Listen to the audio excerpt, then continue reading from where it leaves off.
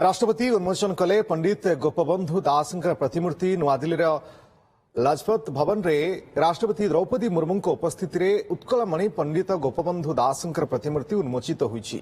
ए अवसर में केन्द्रमंत्री जुएल ओराम, बीजेपी राष्ट्रीय उपाध्यक्ष बैजयंत पंडा, ओडिशार सांसद माने एवं अन्यान्य विशिष्ट अतिथि माने उपस्थित थिले।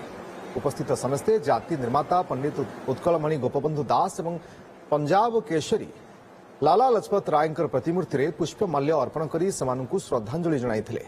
सेवा, त्याग, शिक्षा और देश प्रेमर महान आदर्श को यही दुई महान व्यक्तित्व निज जीवन में प्रतिष्ठा करथिले।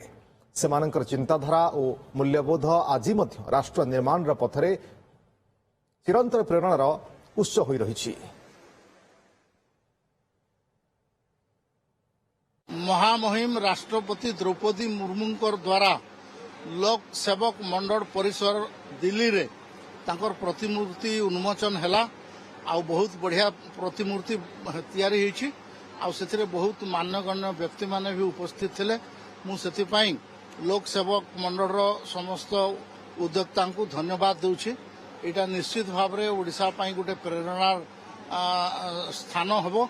आउ एथरु गोपबंधुंकर जो त्याग, तपस्या और बलिदान एवं लोकंकर सेवा ताकू एठू प्रेरणा लोक माने नेबे।